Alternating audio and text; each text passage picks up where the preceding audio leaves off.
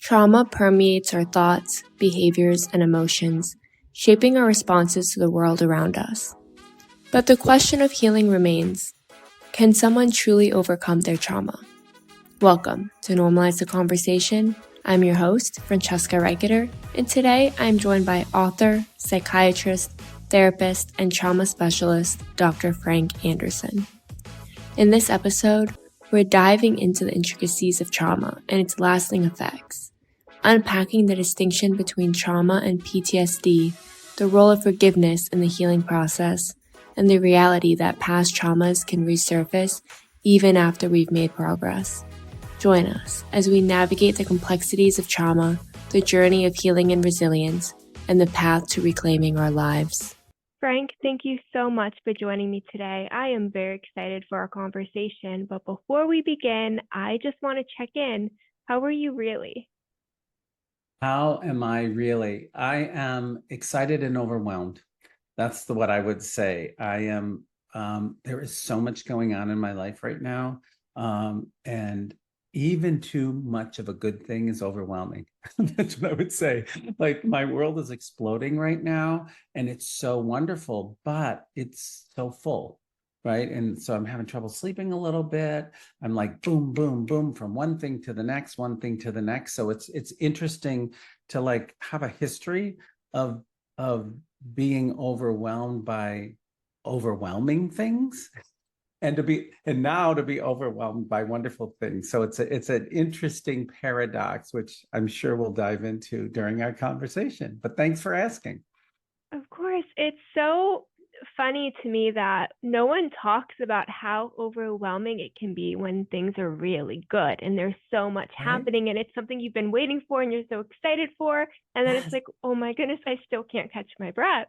Yes. Yeah, it's great. It is, and that is something like, as a trauma expert, I've been working in the trauma field since 1992. So a really long time. Right. And yeah, I know all the neurobiology of PTSD and dissociation, the effects of cortisol and what they have on our body. And yeah, I'm experiencing a lot is a lot, whether it's a lot of good or a lot of bad, because there is this overwhelm even with good. And I think it's confusing for people, like, oh, this good stuff, so I shouldn't be overwhelmed, or I shouldn't feel anxious, or I shouldn't feel like it's too much. I'm supposed to be happy now, right? So I think it's it's good to talk about it, and it's good to acknowledge a lot is a lot, whether it's good or bad. As when I work with people who have trauma histories and we do this big, huge healing session, and I think they're going to come in the next session and be like, oh my God, Frank, this is amazing. I feel so good. Thank you. And they're like, oh my God, I'm freaking out. It's too much of a good thing. Like, I'm overwhelmed by the positive. So I think it's important to acknowledge that a lot is a lot either way. Yes, exactly. And I think that, at least for me, there's this idea that I can't feel overwhelmed and frustrated because I'm so grateful that it's Yes. happening and that there's good Yes. things. And it's so hard to let it Yeah. coexist. You can Yeah. be grateful and excited and happy and Yes. also overwhelmed and still get frustrated and still feel like it's too much to handle. It can Yeah. coexist. It doesn't have to be one or the other.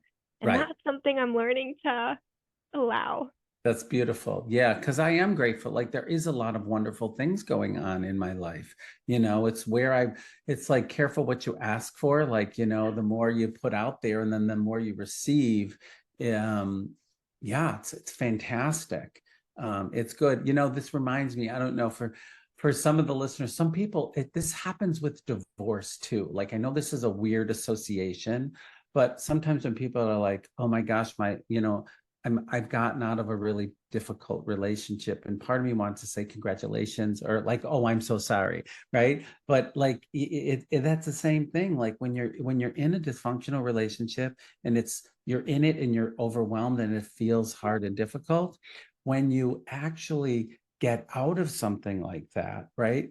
You can feel overwhelmed by the good of that. Like I'm so grateful that I got out of something that was harmful and not good for me, but I'm still overwhelmed by the good of being out of something bad, right? I see it in relationships a lot. Like, I'm supposed to be happy because I got out of a bad relationship. Why am I overwhelmed by it all? Right? So it happens in a lot of different arenas.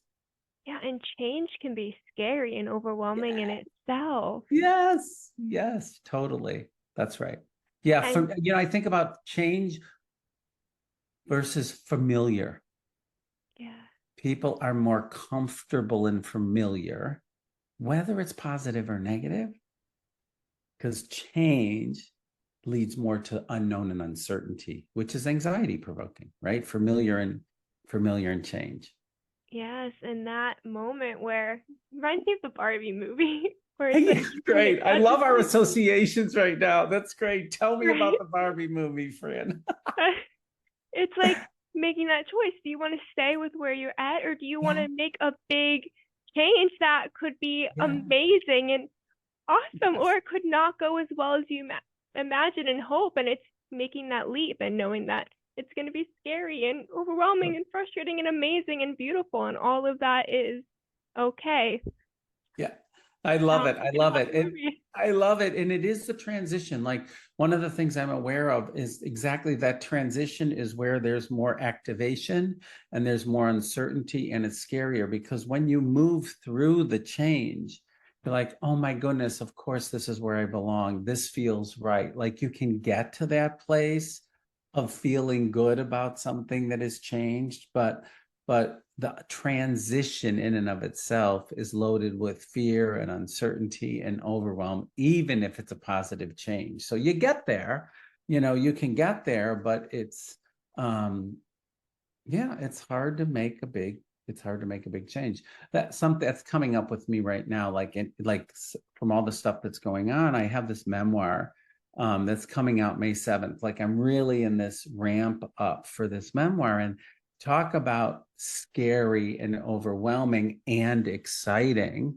Like, I've written this book about my life. The title is To Be Loved, right? And it's about my trauma history. Like, I am this quote trauma expert. I've been doing trauma treatment for my whole life and my whole career. And they asked me to write a book about my personal experiences in trauma. And many experts don't expose their vulnerability in that way. And so, as excited as I am about this book coming out May 7th, I also get these waves of panic, like, oh my God, everybody is going to know my deepest, darkest secrets. Like, holy crap. Like, I get these panic moments. It's like I'm exposing myself in this way in the service of helping others heal. And I fully believe it is the right thing to do. It feels really aligned to my purpose of bringing trauma healing to the world. And it's super excited. I can't wait, but I get overwhelmed by the exposure and the repercussions of being that vulnerable with so many strangers. First of all, congratulations. That is amazing. Thank you. But also, that is really overwhelming when you're putting something out there that's so Yeah. vulnerable and people are Yeah. really seeing you, and their Yeah. responses often can feel so personal. Yeah. That's right.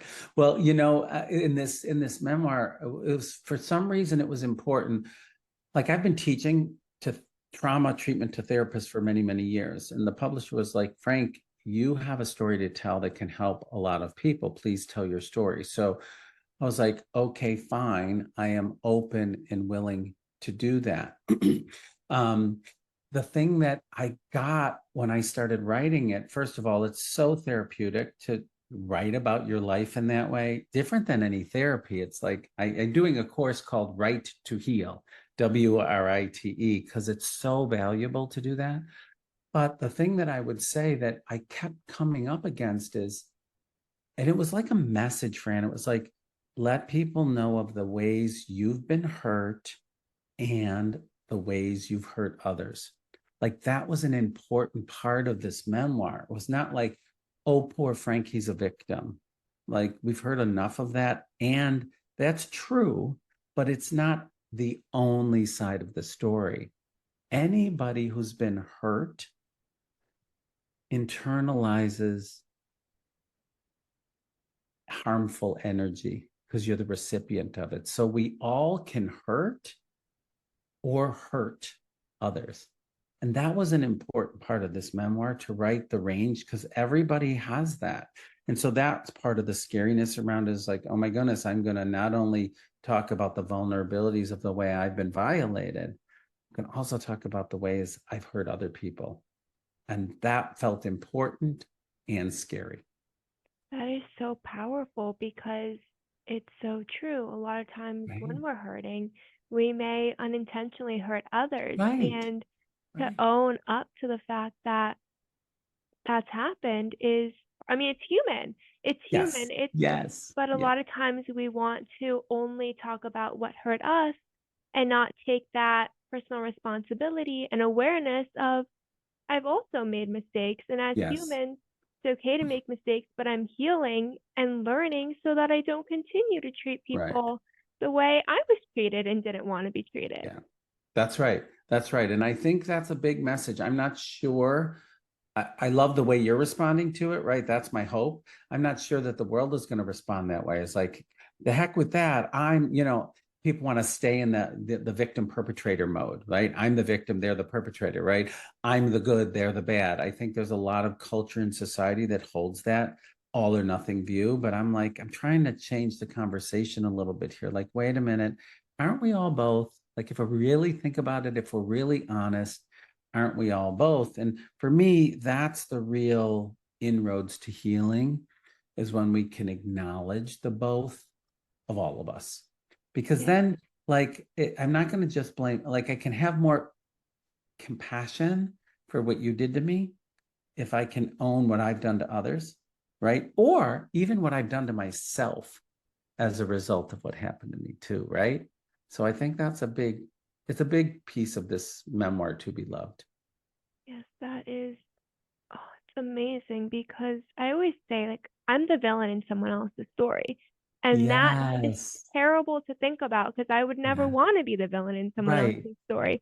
But it's the truth. And hopefully I've started to become aware of who I may have been the villain in their story, and Yes. how I can hopefully make amends if that's something that's Yeah. possible, so that I don't continue to be the villain. Yeah. And they can also heal and move through it too, Yeah. because I know when someone's hurt me and continues to hurt me, and I've never Yeah. set that boundary, Yeah. and they just continue, it's harmful, it's hurtful, and it makes it so hard for me to want to love myself when I feel like Right. maybe someone's right that I don't deserve to be loved because they're attacking me. I don't know, I'm like circling through this right Yeah.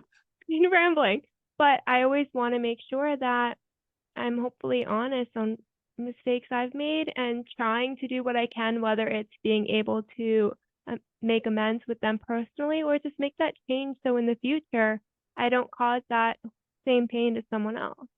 Well, part of why this is so important, and I was just writing about this recently in an article I was writing, is if we can't acknowledge, like, if the person who's hurt us can't acknowledge what they've done, and if we can't acknowledge what they've done, we tend to take responsibility for what was done to us.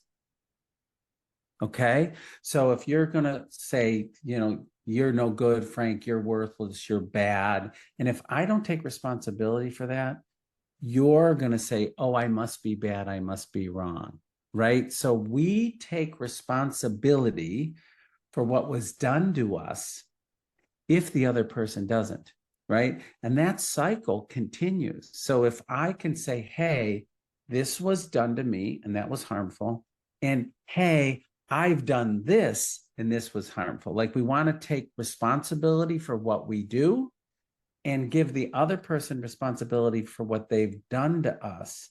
That stops the cycle of, like, taking responsibility for other people's actions personally. That's what shame is. Like, when somebody blames us for being bad and wrong and we internalize it, I must be bad and wrong. It's like, no, you were wrong for saying that to me, and I was wrong for taking it on and acting this way, right? That's a huge shift in the way we're going to interact with each other. It really is. And that brings up for me something that happened last week, or I guess it's something that continues to happen. But Yeah. I take care of my grandmother who has Yeah. Alzheimer's. Yeah. And something that's really hard is I do a lot of that. I take on most of the responsibility. Yes. And a lot of times, maybe I'm like trying to be careful in case other family members listen, but they don't. Yeah. So That's a whole nother story, right? whole other story. But and they don't always want to take the initiative to do something Yeah. to help. And I had to learn how to use a drill and install cameras. Yeah. And yeah, and I couldn't reach. It was too high up and I was struggling. The chair was wobbling and I got really frustrated. I was like, I need help. Yeah. And the person I had asked to help for was like, well, if you don't want to help and you just, or you know what, your grandmother can go into assisted living because you clearly don't care. Mm. And they're like, you just don't want the responsibility. And for me, I was like, okay, I don't care. I'm a terrible person. I don't want to help her. It's going to be my fault that she goes into assisted living.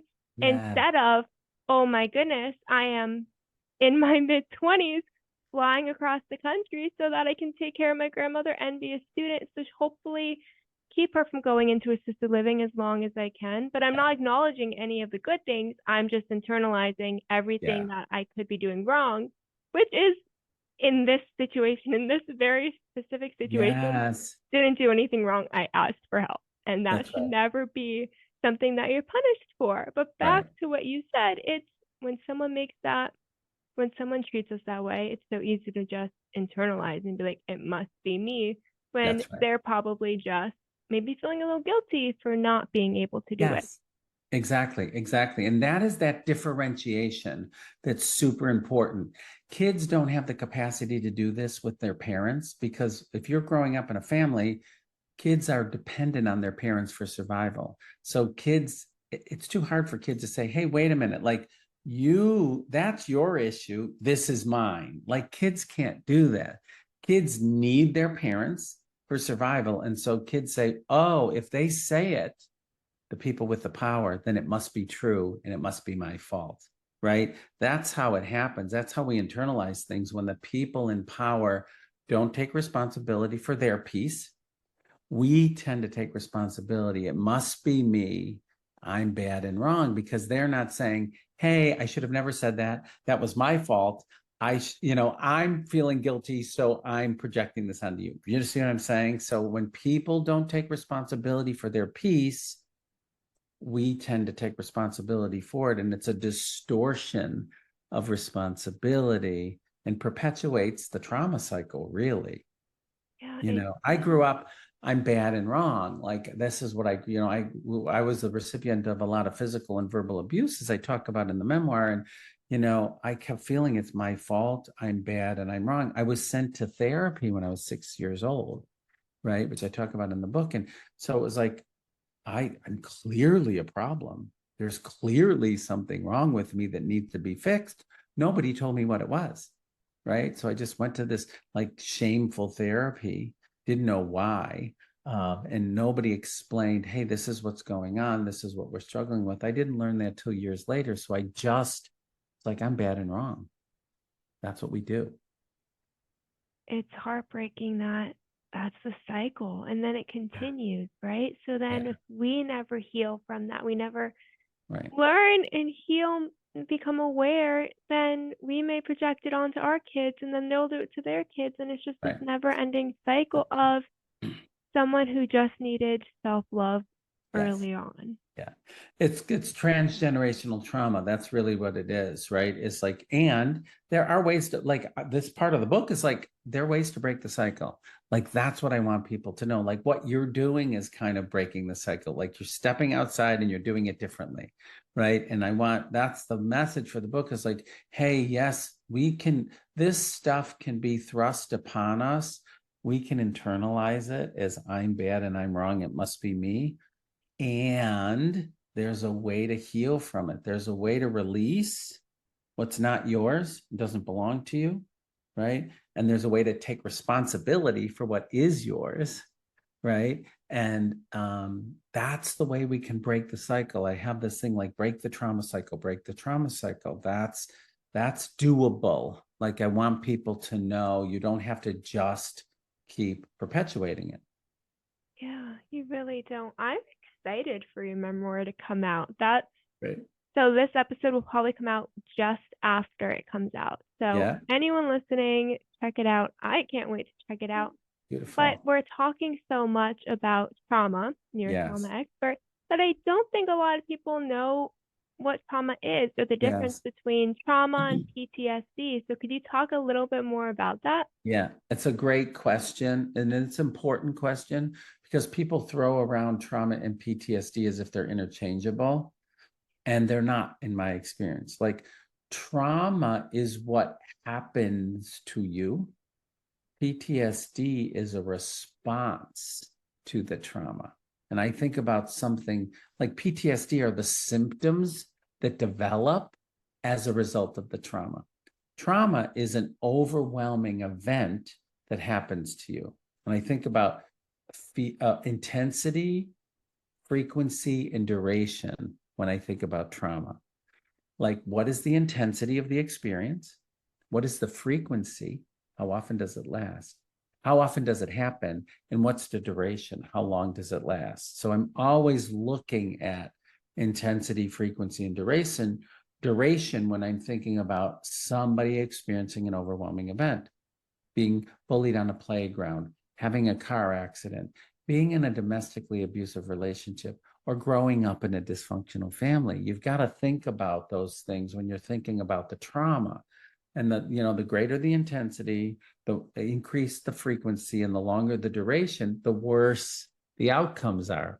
And the more chronic PTSD you'll develop, because PTSD are really symptoms. Like, there's 3 clusters of symptoms in PTSD.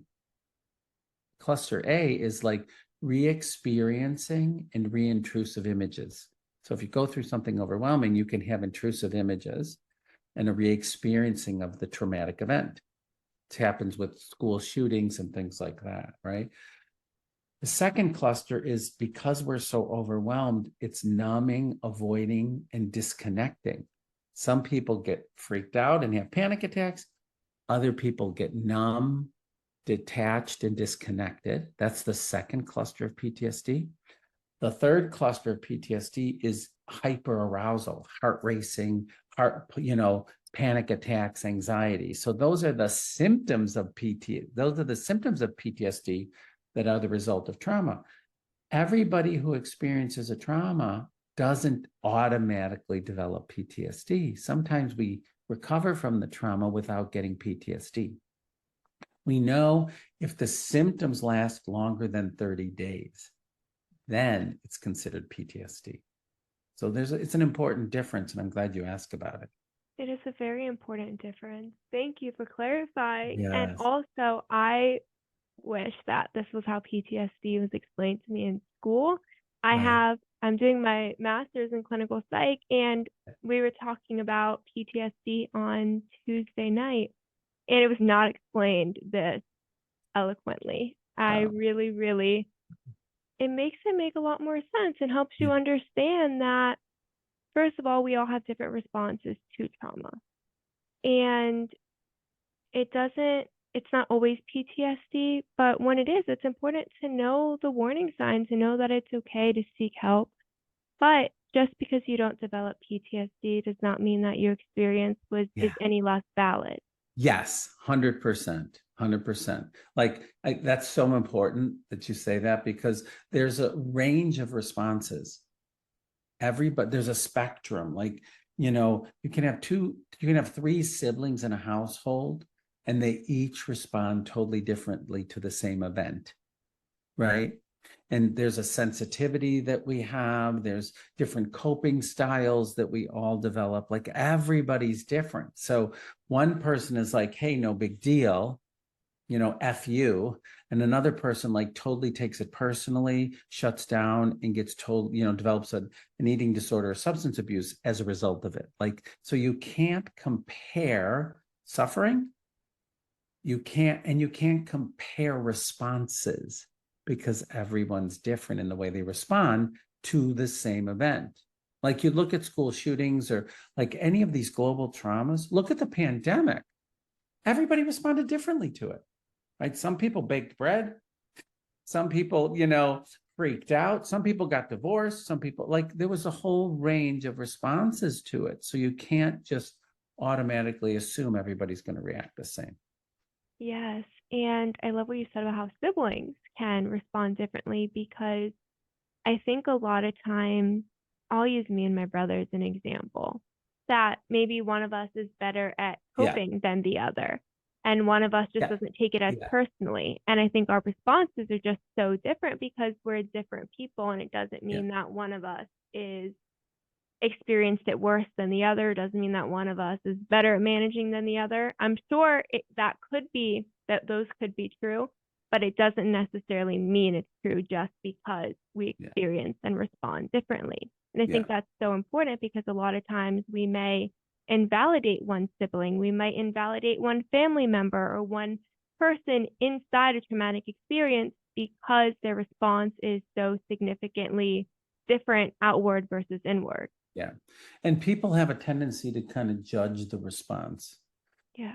Don't act that way. Don't be so dramatic. Don't make such a big deal about it. Do you know what I mean? So people don't validate our experience as much as they push it away, because they don't want to feel bad about what they did, or they can't tolerate intense feelings, right? So they'll try to downplay your reaction and your response as the problem instead of validating and acknowledging it, because it's hard to be with difficult feelings for most people.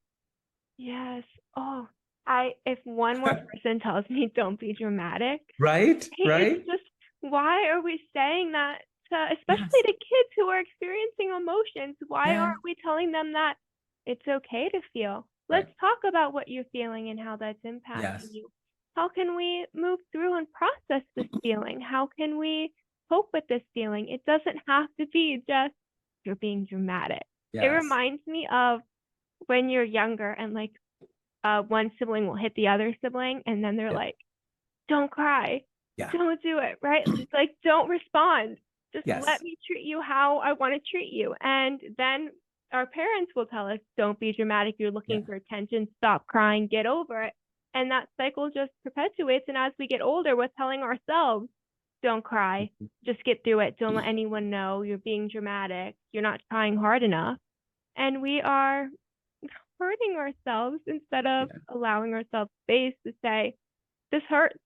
Like, this hurts, and that's okay. And we can hopefully develop some tools to process and get through. Right. Well, and the reason we can't tolerate somebody else's feelings is because we can't tolerate our own. I'm going to shut yours down if I can't handle mine. And if I've been pushing mine away, I'm going to push yours away. Like I worked on this project with Pixar years ago on the movie Inside Out, right?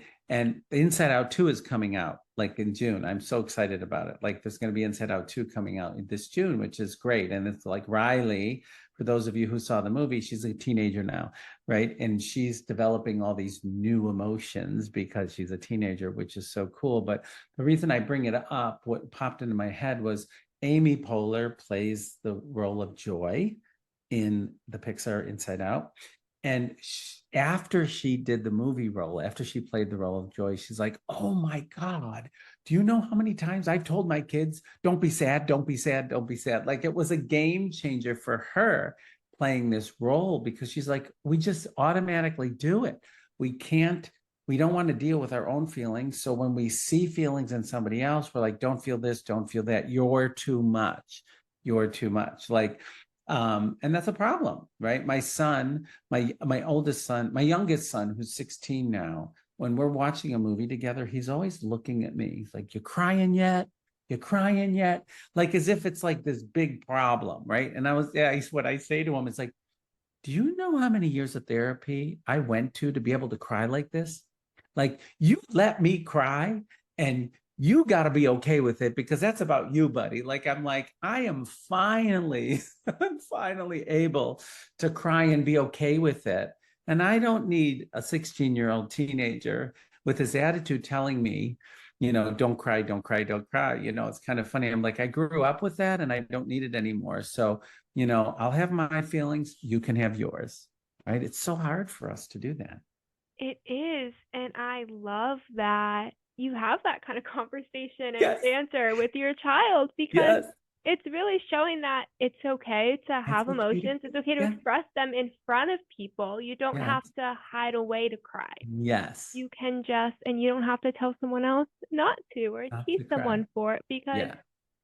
emotions are human experience. We all have Yes. them, and we shouldn't feel Yeah. so ashamed that we have to do it behind closed doors. For so Yeah. long, I thought that if I wanted to cry, I used to hide under a basket, like, of my stuffed animals to cry, because I didn't want people to know I was crying, which was so silly because I was like 12 years old. Yeah. Right. And I was already telling myself I couldn't cry Yeah. when life Yeah. felt very overwhelming and hormones were happening and it's Yeah. life. And you should not be so afraid that you have to hide away to have an emotion and feel so Right. judged for it that you're literally hiding behind anything you can so that no one can even hear like a drop of that weep. Yeah, that's exactly. Yeah, it's really, I'm so glad for podcasts like this and getting this word out. Like, it's really okay to feel. Our world is so damaged in some ways because of this specific thing. Like, we don't have room for feelings, right? So many of us are like on social media constantly getting away from what we feel. Like, that's a great distractor, right? We think we're spending all this time seeking connection, but in fact, we're spending this time disconnected from ourselves, right? And disconnected from what we feel. It's so much easier to pop on TikTok or whatever, Instagram, whatever social media stuff you're on, so that I can focus on you instead of me, right? And so this message, like, hey, it's okay to feel. You shouldn't be ashamed of it. It's not a problem, is huge. There's a mental health crisis in teenagers right now.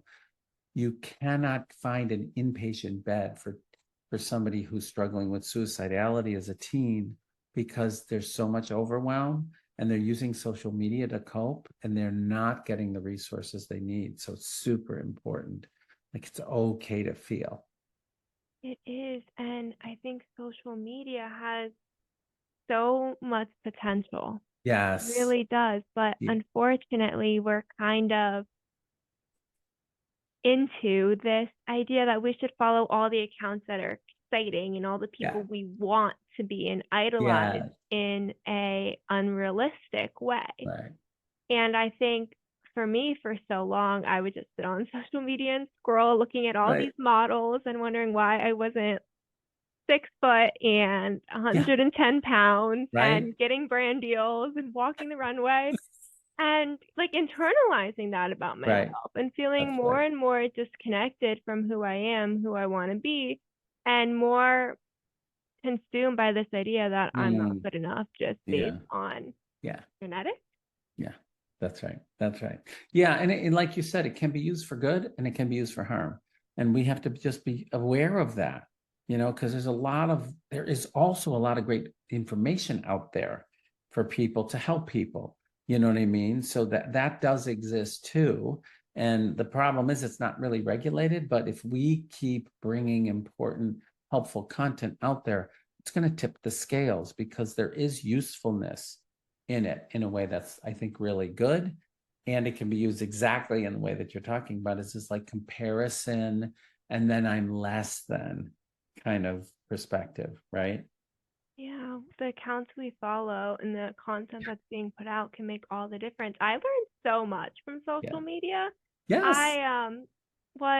I send reels to my friends all day. I don't know how they haven't blocked me yet, because I'll send like 100 at a time. But I'll be like, look, these are books we should be reading. These are different coping skills out there that we haven't thought of. These are positive quotes that can just make us smile. There's all these different good things on there that if we can just filter through the content and feel, first of all, we feel connected to ourselves, we may look for content that makes us feel really good and excited and happy instead of looking for content that kind of makes us feel better for something that we're struggling with internally. Yeah. You know what you're saying is really important, and I want, if people can think about being more mindful and deliberate about what you like, right? Because we know all these algorithms. Like if you're going to watch dark stuff, you're going to get more dark stuff in your feed. If you're going to watch or like positive stuff, you're going to get more positive stuff in your feed. So in that way, we kind of have control over what we get exposed to if we're more mindful of it. You know, this is such a weird thing. I don't know how the heck this happened on my feed. Like I started seeing these animals killing each other in Africa. Like I was like, I don't know how, like, and part of me in the beginning was like, what is this? And there was like an elephant attacking a giraffe or a hippopotamus attacking, like, it was like, first of all, who in the hell's creating this content? But I got in trouble because I was fascinated by it. And then all of a sudden, like all this animal violence shows up on my feeds all the time in TikTok. And I was like, Frank, you can stop this, you know? And I just stopped liking it. I stopped watching it because these algorithms are feeding us what they think we like, right? So you can't, and now I don't watch, they don't show up anymore. Like they're out of my algorithm. Like I don't have that anymore. And I'm like grateful, but it's like, it's a slippery slope, right? And one of the things I'll say, Fran, is like, we get PTSD and traumatized by exposure. Witnessing can cause PTSD, right? So if we're watching violent content all the time, we're affected by that, right? So we can have some say in not being traumatized by social media if we're more mindful and deliberate about the kind of content you watch the whole video versus 2 seconds of it. It affects the algorithm differently, right? So we can control the kind of exposure we have if we're more mindful and thoughtful about it. Yeah, and I think we don't realize that we are opening ourselves up to experiencing trauma when we are watching these videos online. That's right.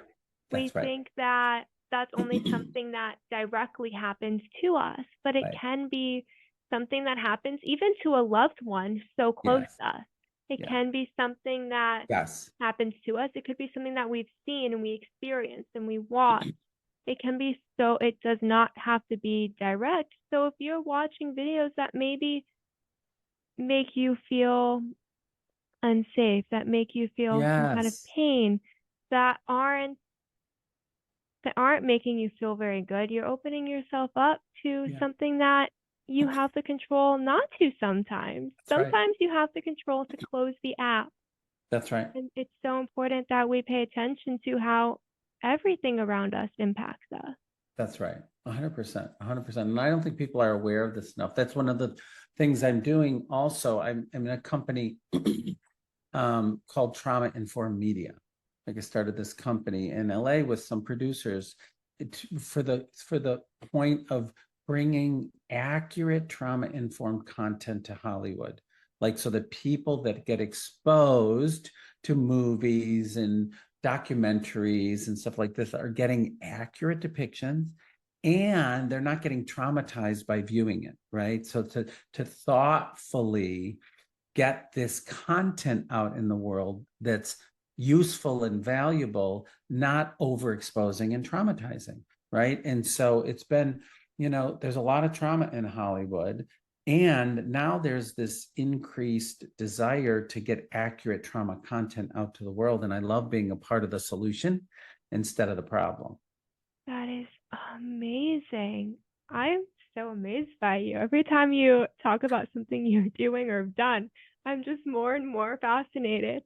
But it's so important that we're being responsible and accountable for what we're putting out there. And when we have some form of knowledge about what is happening, it's a choice. We can do what we can to hopefully make improvements, or we can choose to be ignorant and allow more people to get hurt. So the fact that you noticed something and Right. went out of your way to start working toward making it better That's and right. opened up other people's eyes to it is absolutely incredible. I'm so amazed by you.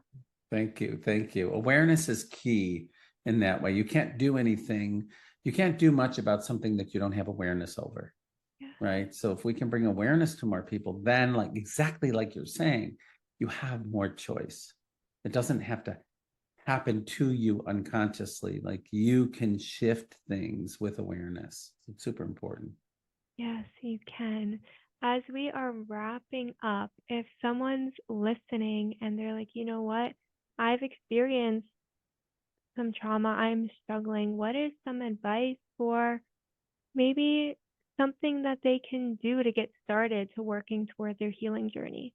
Yeah, it's a great question. I mean, there are a lot of sites and websites and resources available for people. There's always, there's for people that have the ability to go into therapy to find a trauma therapist, trauma specialist is important if you have access to therapy. There's a lot of sites that can help give you information.